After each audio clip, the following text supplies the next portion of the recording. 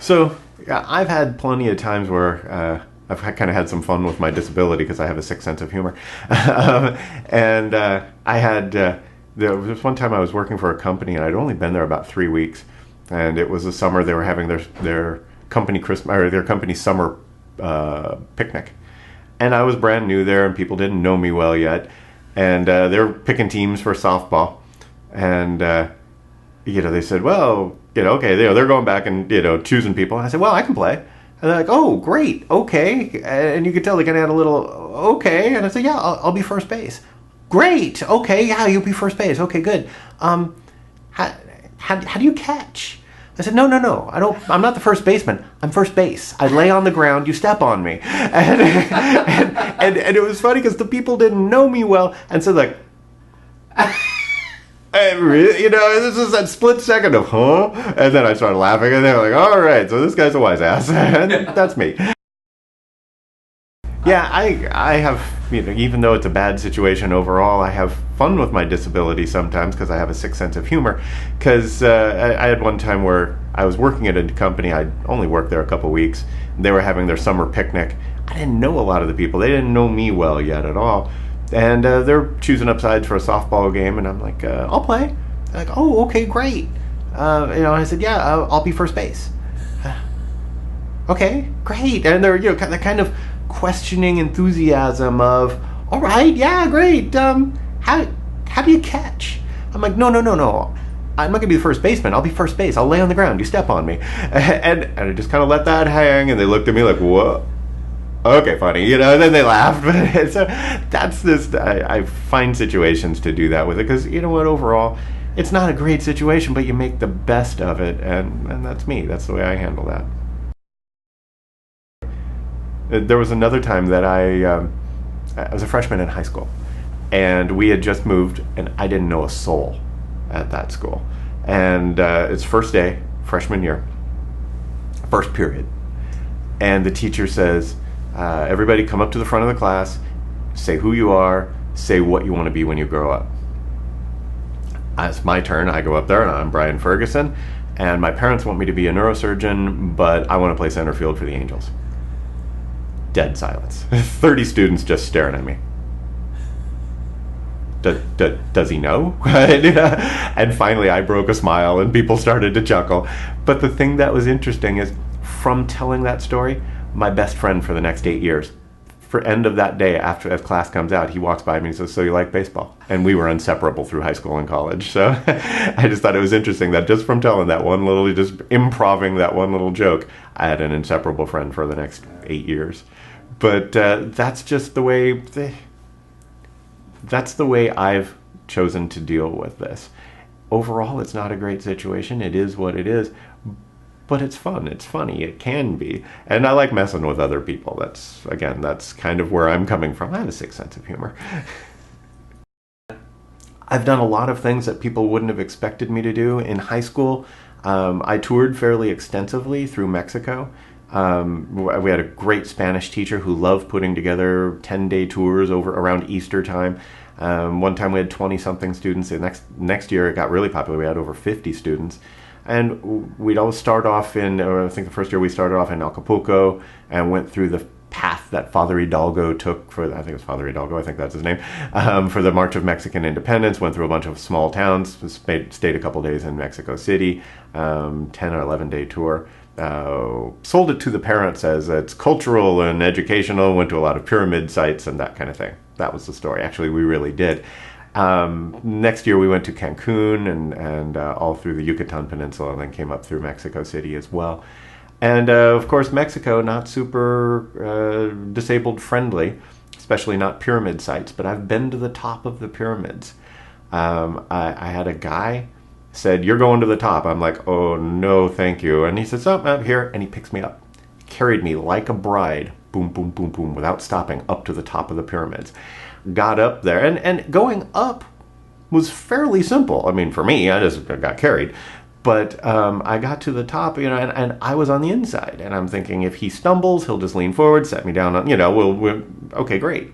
Coming down, absolutely horrifying because he's carrying me like a bride. And if you've ever been to some of those pyramids in Mexico, it's almost as steep as climbing a ladder. I mean, these things are straight up and down. And I'm on the outside. If he stumbles and goes forward, I'm going to fall 30 feet before I bounce the first time. And I was boing, boing, boing down. I was terrified, but I lived to tell the story. If you've been to Mexico City, you know the subways are fast. They pride themselves on 0 to 60 in like 1.5 seconds or something crazy like that. They are really quick. And I had rented a wheelchair to help me get around in Mexico. And so I'm there with a bunch of friends in a wheelchair on the subway. We're up at the front of the car. And we're sitting down and talking, and the subway takes off. I hadn't put my brakes on my wheelchair. So my chair turns, and all of a sudden, I'm barreling down the aisle at 60 miles per hour. I'm not kidding. And I'm putting my feet down, trying to do the Fred Flintstone stop, and I'm screaming, I'm gonna die. And literally, the back wall is coming at me at 40, 50 miles per hour and getting, and I'm looking at the people in the back, and I'm thinking, the thought that flashed through my mind was, bowling pins. I'm the ball, they're the pins. I'm just going to blast through this group of people at the back, and I'm going to die as like a bug on a windshield on the back wall of the car. And thankfully, the good people of Mexico City stopped me. And literally, they stuck their arms out. And the first guy who stuck his arm out just hit me across the chest, and it hurt. And he didn't slow me down at all, but about 10 people stuck their arms out. And between them, they got me stopped. I stopped, and the people cheered, because enough of them had stuck their arms out trying to stop me and trying to slow me down that they were involved, right? And the funny thing is, my friends, as soon as they got me stopped, I was with like 6 friends, they all showed up, because as soon as they showed up, ascertained that I was okay, and then just started cracking up. They said, Brian, you were there 1 second, you were gone the next. They're running down the aisle trying to catch me. I'm doing 40 miles per hour. Anyway, it was survived it. So it was. I can laugh now. At the time,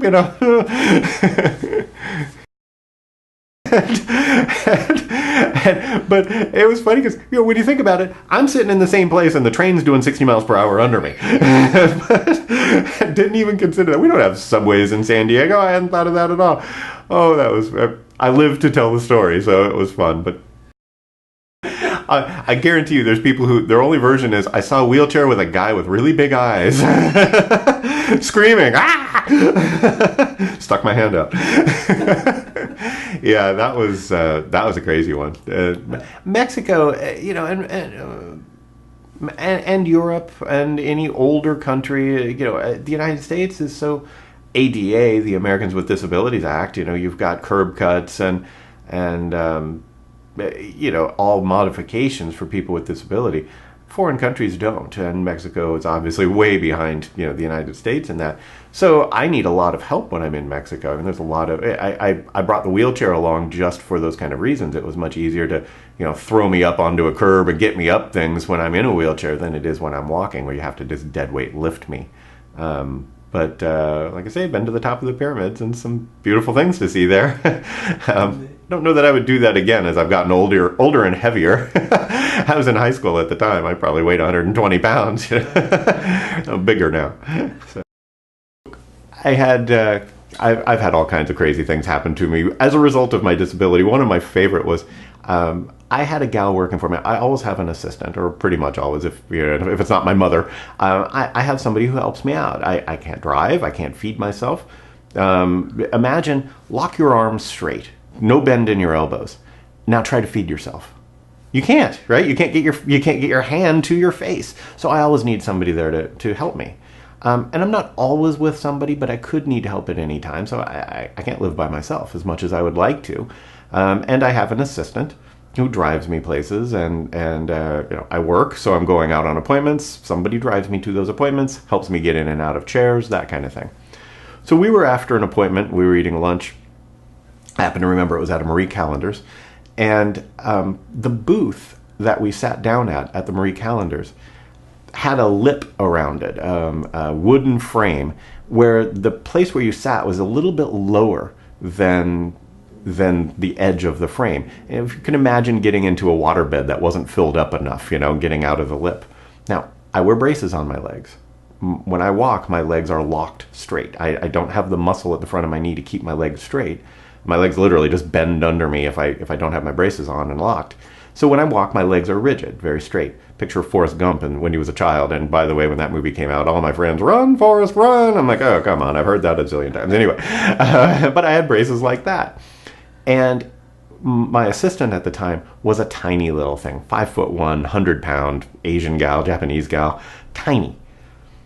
I sit down in this bench where the lip is higher than where the seat is.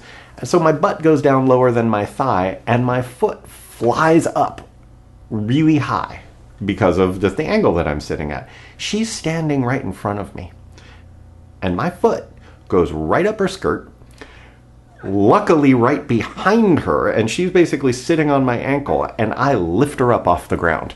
I mean, she doesn't have her toes on the ground. She has to, and she's going, right? And I start laughing, right? I'm trying to maneuver myself so I'm lifting up my rear end so that my foot comes down a little bit.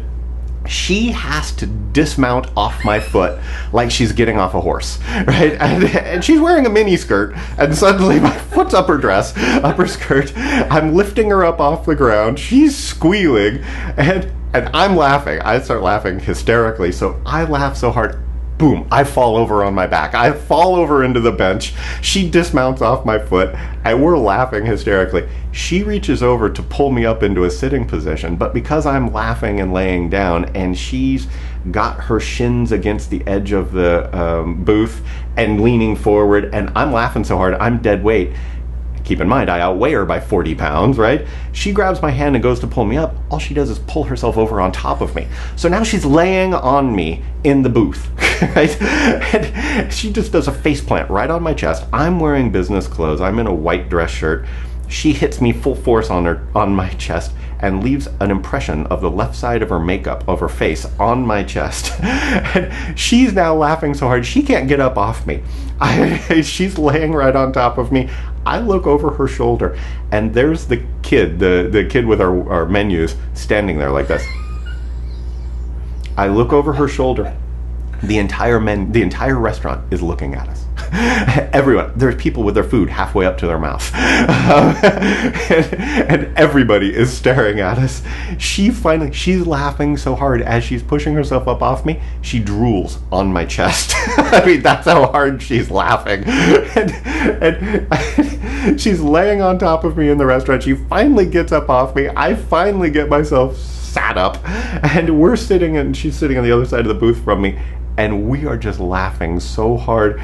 Finally, we stop laughing. She looks at me, and she starts cracking up again. All she can do is point. I look down, and I see her mascara mark, her lipstick, just everything. For the rest of the day, I've got the right side of her face, I think it was the right side, boom, right in the middle of my chest, like a Superman mark. And that gave us something to talk about when we got back to the office. Everyone's like, what's on your chest? Well, we had this thing. And it's funny because, I've moved several times, and she worked for me over 20 years ago, and we're still good friends. So, okay. It's interesting the way, especially, I've used an electric wheelchair a lot in my life, even though I don't need it. In school, especially in college, I went to UC Irvine, big campus, lots of books, that kind of thing. Easier to get around, frankly. I just tool into my wheelchair. I don't have to worry about somebody sitting me down, helping me stand up. I'm much more self-sufficient. But even just as a disabled person, to see how differently people treat people in a wheelchair or people with a disability. I'll go into a restaurant and people don't give me a menu. I think they're assuming I can't read. I'm serious. And I'm like, excuse me, I have more education, I'm perfectly smart, I'm in Mensa. But I get that a lot, where people won't give me a menu. I had one time, I'm a big sports fan. I don't know what you can see in the background here, but I've got a lot of sports memorabilia. I love baseball. In college, my freshman year, I was going to a UCI baseball game, and I had a guy walk up to me and kind of kneel down, and he talked to me like he was talking to a 4-year-old. He says, "Oh, are you enjoying the game today?" I mean, literally like that. I'm like, I'm a college student. Come on. And it was funny because I just said to him, yeah, UCI team's looking pretty good. The guy on first is really fast. I don't like our pitcher's windup. His shoulder flies open a little bit. I mean, I know my baseball, right? And I just decided to really hit him hard with I know my stuff. And it was really funny because that guy, you could see in his face, he was like, whoa, reassess, reassess. Warning lights going off in his head. All right, this guy's not a 4-year-old. But what was funny was he wound up sitting down next to me and talking to me through a couple, 3 innings. And eventually he introduced himself and he says, I'm the assistant sports information director here. You know your baseball and you've got a great voice. Have you ever thought about going into radio? We've got a radio program here, a radio station that needs sports guys. And as a result of him, I wound up being a sportscaster for KUCI on the UC Irvine campus for 4 years. Where I did their baseball, basketball, women's basketball for 1 year, baseball for 3 years, men's basketball for 3 years. And the year after I graduated, they had me back and I was the director of the sports department for KUCI. And it was all because of that conversation where at first he was extremely condescending to me. So it's interesting that we wound up being friends for years as well. And he got me into something that was really gratifying through my college career. I really enjoyed doing that. I considered being a sportscaster coming out of college. And I just found the logistics of it wouldn't have worked. I talked to a number of sportscasters, and basically, unless you're an ex-jock, which I do try to pass this off as a football injury or something, but nobody believes it. But unless you're an ex-jock, people you have to work your way through the broadcasting world just like players do in the minor league system. And you'll find, when you're broadcasting in Visalia or Peoria, Illinois or something like that in the minor league systems, the broadcast booth is frequently up a ladder on top of an old stadium. There's no way I could access it. And we just found, unfortunately, it's just one of those careers that I could never go into because of the physical needs of it, as much as I would love to. If I could only show up in pro stadiums where everything was accessible, probably. Not even guaranteed, though, because I've been to the press box area of Petco Park in San Diego, and as a disabled person, I could get in, but where the broadcasters actually do their work, downstairs. So you go in, you go down a small flight of stairs. I can't walk up and down stairs. I mean, I need somebody to pick me up and carry me. So it's an interesting, it was unfortunate. I would have loved to have done that, but it was just one of the careers I can't do. Along the lines of the way people treat someone with a disability, I have my freshman year in high school, I had a guidance counselor, and frankly, this was the first and last time I went to a counselor because he was so annoying. He literally said, he says, well, you can't do this. You can't be a policeman, and you can't be a fireman, and you can't be in the military, and you can't be an athlete, and you can't be a... And he just kept going and going and going, and finally I stopped him, and I said, whoa, whoa, whoa, whoa, whoa. If what we're going to do is put together a list of the things that I can't do, that list is going to go ceiling to floor 5 times, right? I mean, there's a lot of things I can't do. Let's focus on the 8 or 10 things I can do instead of crossing it. He looked at me like I was from Mars, Wow. And eventually he came around to my way of thinking, but it just made me think, all right, this guy's useless. What can I do? I can think, I can talk. I'm going to go do something where I think and talk, But it's funny because people tend to focus on all the things I can't do. And if you focus there, it's going to take forever to get anything done. Okay. And kids are funny because, of course, kids will stare. Kids are curious. I get that. I'm curious too.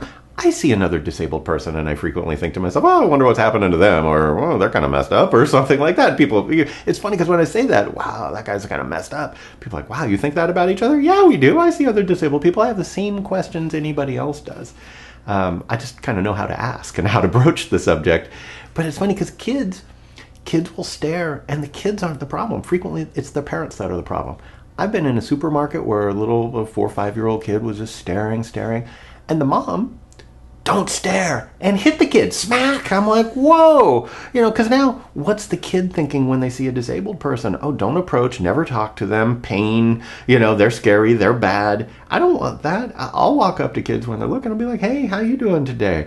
And depending on the way they react, sometimes they'll just ask me a quick, easy question. How come you use those crutches? Well, they help me walk. I need help because my hands are different than yours or my legs are different.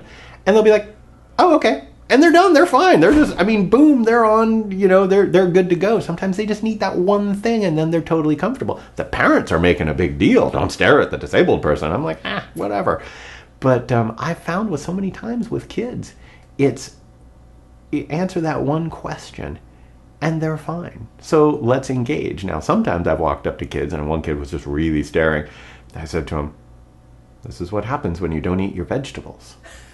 And the kid's eyes got huge. Mom just started cracking up. I'm like, so, that kid's a vegetarian today for sure.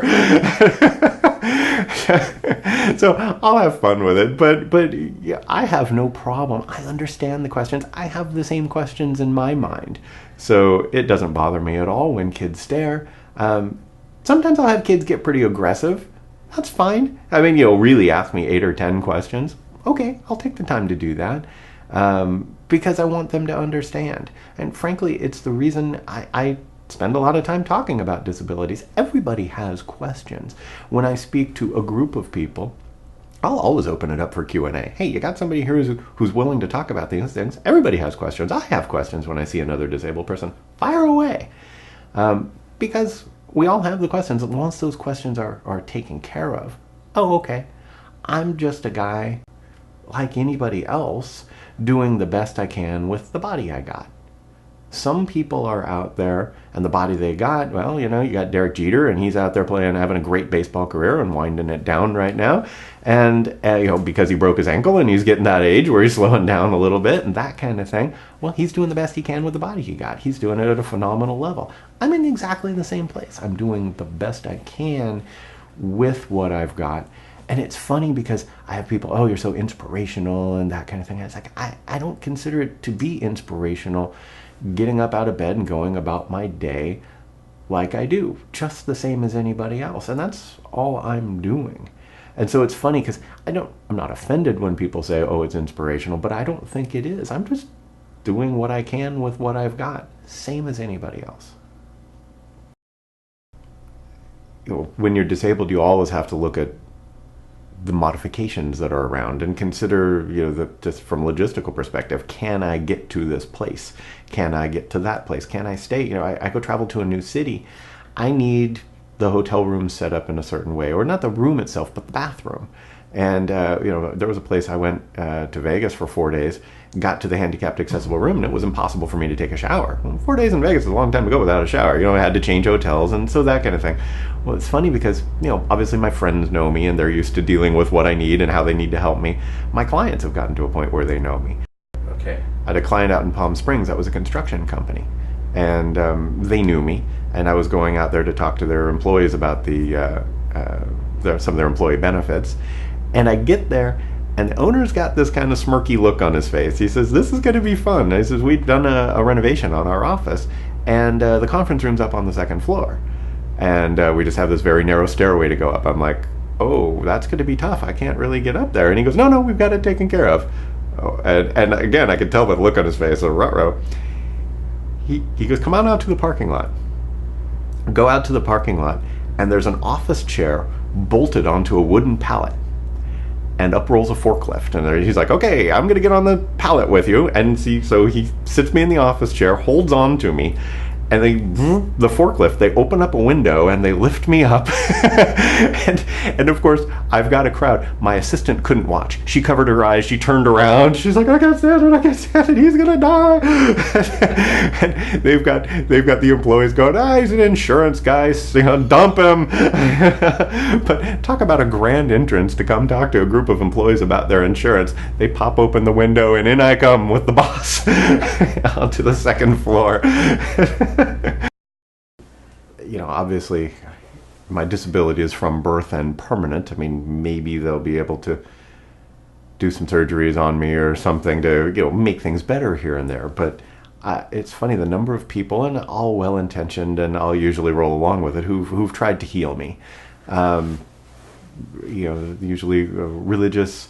I had people take me to faith healers and the Eastern practices, the Reiki and things like that. Okay, I'll try it all. Frankly, I'll try it more to humor them than with any hopes of it doing anything. I had a homeless guy walk up to me one time, looked like the traditional thought of Jesus, maybe younger Jesus, long hair, long beard. And we were doing some work in a downtown. One of our clients is a homeless shelter, so there were homeless people around. And I'm getting into my car, and a homeless guy walks up to me and says, I think I can heal you. And it was interesting because just across the road, there had just been a minor car accident. And so there were a couple policemen and firemen probably 30 yards away. And over his shoulder, I see them looking at us, both a policeman and a fireman. And they're kind of mouthing to me, are you okay? And I said, I mouthed over the homeless guy's shoulder to them, yeah, but they kept their eye on the whole thing. And he holds my hands, and he bowed down, held it there for a minute, and he comes up and he says, now, open your hand. And I said, well, I'm sorry, I can't still. And he just walked away. Okay. Darn, wish it had worked. Well, appreciate the effort. So it's interesting. Believe me, if one of them could work, great. And I have people ask me that all the time, if you could, would you? And it's funny because I was on a panel discussion once of 7 or 8 different disabled people. And that question was posed to the group of us. If you could do something to cure it and be able-bodied, be quote unquote normal, whatever that is, would you? And I was surprised. A number of them said no. And my answer was, hell yes. I mean, things aren't bad for me, but would I love to run and play sports and drive myself and stuff? Yeah. Do I spend all my time dwelling on that? Do I feel that it's a huge loss in my life? Do I, do I sit there thinking about that and only that? No, not a problem. But if there was a button someone could push to fix me, so to speak, sure, I would do that. Then I get the question, if you could be fixed, but there was a 10% chance you died on the operating table, no. I don't know where that number is, but it's only like 1 or 2%. It's nowhere around, probably even lower. I'm not going to go get fixed if there's a risk. But it's interesting how frequently I get that question. Through my childhood, I went to a school, an elementary school. Now, keep in mind, this is the early 70s. And before then, basically, all the disabled kids were in one school. And when I was in, kindergarten, preschool, that type of thing, I was in school with all the disabled kids. My parents moved from San Diego up to Orange County to get me into a school because it was the first school in the country in 1971, I think, that was mainstreamed. It was a normal, everyday public school, but all the disabled kids from a huge swath of Orange County went into this one public school. So it was a public school with a lot of disabled kids, high proportion. I think we had 2 kids in my graduating class who were in wheelchairs, out of 30. So, there'd be 2 or 3 kids in each class who had some form of disability, which is a high ratio. And so I dealt a lot with other disabilities, spina bifida and cerebral palsy, and I've had more exposure than most to that. But it was interesting because that school helped me tremendously. I was able to go be in a traditional public school as opposed to being in a school with all disabled kids, very different for me, but also helped the kids, the everyday kids in the public schools, because they were to a point where, having a kid in a wheelchair as a friend was no big deal. A bunch of people in each class were.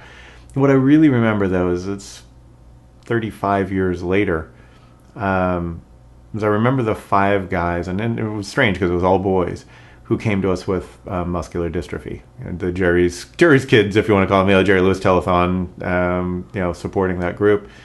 And it was really interesting to watch these kids because they would come to us usually in 5th grade, and by that point they had been diagnosed, and they walked, but they no longer ran, and they kind of walked with a funny waddle. If you've ever seen it, they arch their lower back, stick their stomach out, kind of waddle a little bit. But as they got older, literally, if they lost that arch, that curvature in their back where they stuck their stomach out, you could push them in the stomach and they would just fall down. They would literally just collapse straight down onto their knees. And as they would continue, they'd start falling more and more. Then maybe you'd see them sometimes in a wheelchair, sometimes walking. more in a wheelchair, almost always in a wheelchair. And then the wheelchair, they could get around really fast in a wheelchair at first. They'd use their feet and their arms and they'd really be boogieing. But after maybe 4 or 5 months, that was slowing down. They needed some help. Eventually they were in an electric wheelchair. And this whole process took about 2 years.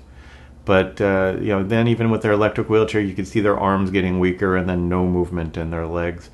And they would get weak to a point where when they would go forward in their electric wheelchair, their head would fall back, and they didn't have the strength to pull their head back up.